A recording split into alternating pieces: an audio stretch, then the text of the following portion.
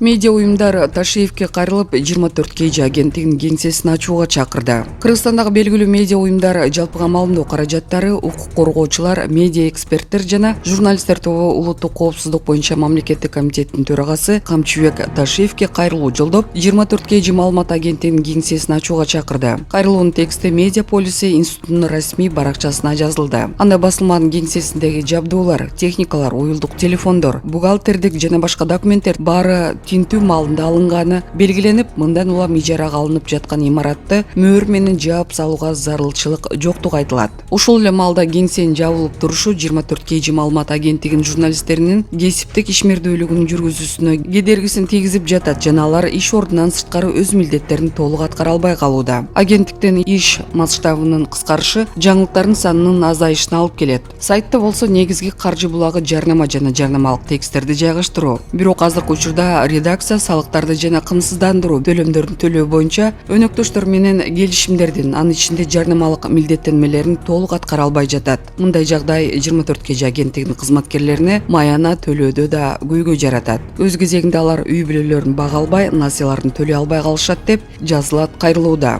Кайрылууга кол койгондор ошол себепти кеңсени ачып берип, иликтөөнү уланта берүүгө чакырат жана агенттиктин жетекчилеринин сурактан эч жакка качпоо убадасын эскертишет. Мунун алдында 24 KG маалымат агенттигинин жетекчиси Асель Оторбаева өзү да порталдын айланасындагы иштер боюнча Ташиевке кайрылып, алар тергөөгө керектүү бардык маалыматтарды жана көрсөтмөлөрдү берүүгө даяр экендиктерин, иликтөө уланып жаткан маалда кеңсесин ачып турууну өтүнгөн. 15 январда улуттук коопсуздук боюнча мамлекеттик комитеттин кызматкерлери Бишкекте 24 KG агенттигинин кеңсесинде тинтүү жүргүзүп, техникасын алып кетип, директору Асель Оторбаеваны, башка редакторлор Махинур Ниязова менен Антон Лымарды суракка алган. Иш кылмыш жаза кодексинин согушту пропагандалоо беренеси боюнча тергелип жатат. Атайын кызмат иш кайсы материал же маалымат боюнча ачылганын тактай элек. Мындан соң Асель Оторбаева редакциянын кеңсесин ачып, мүлкүн камактан чыгарып кайтарып берүү өтүнүчү менен УКМКга кайрылган. Атайын кызматтын башкы тергөө башкармалыгы бул өтүнүчтү канааттандырган эмес.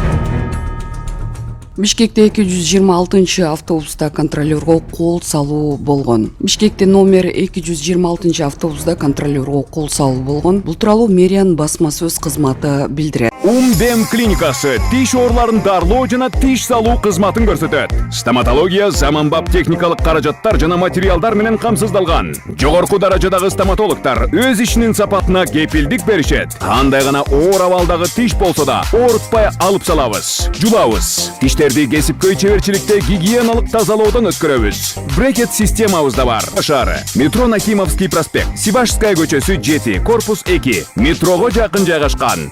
5 минут гана жөө басасыз. Мэриянын басма сөз кызматы билдирет. Маалыматка ылайык, жүргүнчү башка бирөөнүн тулпар льготалык картасын колдонгон. Аны аныктаган контролер жүргүнчүдөн картасын алып коюуну чечкен. Ошондо жүргүнчү контролерго кол салган. Видеодо көрүнгөндөй контролер милиция чакырам деген соң жүргүнчү автобустан түшүп кеткен. Иш укук коргоо органдарына өткөрүлүп берилди. Мэрия өзүнүн картасын башкаларга берүүгө жана бирөөнүн картасын колдонууга тыюу салынарын эскертет. Мындай учурларда контролер жүргүнчүлөрдөн транспорттук карталарын алып коюуга укуктуу. Маалымат булагы Назар Ньюс.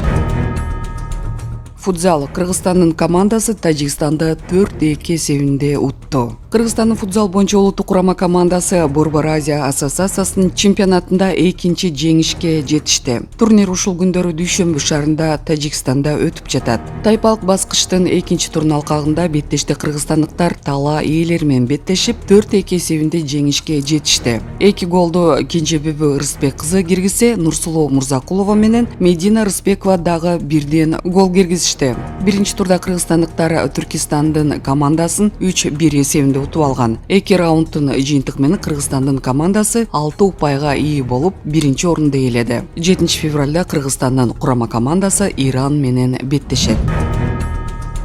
Президенттин жарлыгы менен УКМКнын академиясы түзүлдү. Садыр Жапаров генерал-лейтенант Анарбек Бакаев атындагы УКМКнын академиясын түзүү жөнүндө жарлыкка кол койду. Бул мекеме УКМКнын кадрларды даярдоо жана квалификацияны жогорулатуу институтунун базасында түзүлдү. Мындай чечим жогорку квалификациялуу адистерди улуттук коопсуздук органдары үчүн башкаруу жана илимий педагогикалык кадрларды даярдоодо бирдиктүү система иштеп чыгуу. Кыргыз Республикасынын улуттук коопсуздугун камсыздоо боюнча илимий изилдөө базасын кеңейтүү максатында максатында кабыл алынды. УКМК Академиянын юстиция органдарында каттоо жана Академиянын уставын бекитүү тапшырмасы коюлду. 2022 3 мартта аталган Академиянын курулушу башталган болчу. 1993 жылы 19 апрелде Улуттук коопсуздук министри Бакаевдин буйругу менен Улуттук коопсуздук министрлигинин алдында билим берүү структурасы түзүлгөн. Бул мекеме кийинчерээк жогорку курс, андан кийин окуу борбору деп аталган. 2011 жылы 28 мартта окуу борбору УКМК генерал-лейтенант Анарбек Бакаев атындагы кесиптик кайра даярдоо жана квалификацияны жогорулатуу институту деген макамга ээ болгон. Түркия менен Сириядагы катуу жер титирөөдөн 1 жылдан кийинки көрүнүш. Мындан туура 1 жыл мурун 2023 жылдын 6 февралында Түркияда чоң жер титирөө болгон. Жергиликтүү убакыт боюнча саат 04:17 очогу Кахранмараш провинциясынын Пазаржик районунда жайгашкан жер титирөө 7 магнитудада жеткен. Саат 13:24 Элбистан районунда 7,6 магнитудадагы жер титирөө катталган. Жер титирөөдөн Түркиянын 11 провинциясы Кахранмараш, Хатай, Осман, Адиаман, Дияркабыр, Шанлыурф, Газиантеп, Келес, Адана, Малатия, Элиазык, ошондой эле Сириянын Идлиб, Алеппо, Хамма, Латакия аймактары жабыркаган. Жаратылыш кырсыгынын кесепеттеринен Түркияда 53 миңден ашык адам каза тапса, 107 миң адам жабыркаган. Жалпысынан 14 миллион адамга зыян алып келген, ал эми Сирияда 6 миңден ашык адам көз жумду. Бул чоң кырсыкка байланыштуу Түркияда 7 күн аза күтүштү. Жер титирөөдөн кийинки издөө куткаруу иштерин жүргүзүүгө көмөктөшүү үчүн 93 өлкөнүн куткаруучулар отряды барган. Кыргызстан жалпысынан 182 адам жөнөтүп, алардын ичинде 12 фельдшер, 6 дарыгер, 6 кинолог болгон. Кыргызстан куткаруучулары куткаруу иштерине катышкан алгачкы 6 күндүн ичинде 4 адамды урандын алдынан терүү алып чыгышкан. Жалпы 104 адамдын сөөгүн чыгарышкан, өзгөчө кырдаалдар министрлигинин басма сөз кызматы билдирген. Бүткүл дүйнөлүк банктын маалыматы боюнча бул жер титирөө Түркиянын экономикасына 100 миллиард доллардан ашык зыян келтирген. Бүгүн 6 февралда Түркиянын шаарларында жер титирөөнүн кесепетинен көз жумган жарандарды эскерген марштар уюштурулду. Учурда жер титирөөдөн кыйраган аймактарда калыбына келтирүү иштери уланып жатат. Жер титирөөнүн очогу болгон аймактарда азыркыга чейин чатыр менен контейнерде жашап жатышат. Бул аймактарда 680 миңдей үй талкаланган. Турак жай алуу үчүн 390 миң үй бүлө катталган. Президент Эрдоган 2023 жылдын мартында билдирген маалыматта 319 миң үй бүлөнү жаңы турак жай менен камсыз кылуу планы тууралуу айтылган. Маалымат булагы Акипресс.